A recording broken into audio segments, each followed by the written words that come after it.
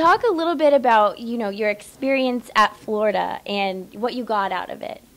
My experience at Florida is great, I would say it's the best 4 years of my life, and I think I learned so much from basketball and off the court too, becoming a better man and just learning to live life without my parents. Billy D, an amazing coach here. Can you talk about, maybe how he helped prepare you for where you are now? Yeah, he prepared me in so many ways. Like I said, he helped me on and off the court, and with basketball-wise, he just helped me understand how to use pick and rolls and little things.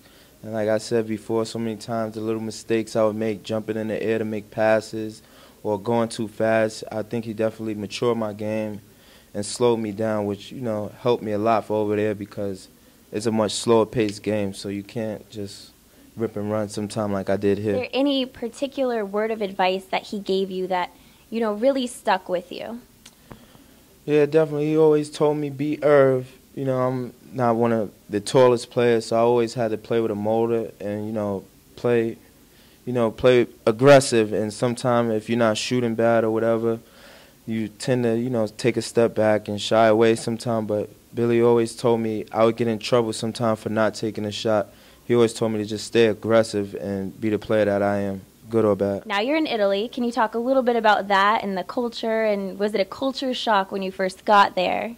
Yeah, it was definitely a culture shock when I first got there, but you adjust, and good thing I had my mom for the first 3 weeks to get me set up and cook me some things and set my house up. But I think it was a good experience for me.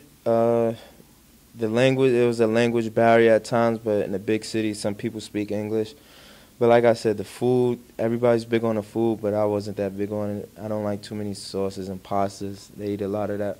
But all in all, I would say it was a good experience. Have you learned any Italian? Poco. I know a little bit. All right. But, I probably should know more. My ultimate goal, it's very difficult, but it's still a possibility of me playing in the NBA.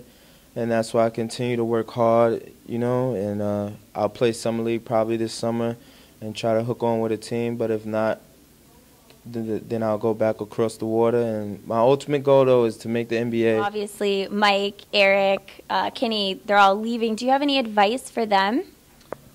Just be themselves. Be the players that they are. Don't try to change up. Like if somebody's telling you, oh, you need to focus on this, because the scouts and stuff, they already know what you can do and who you are. So just do what you do better and continue to work hard.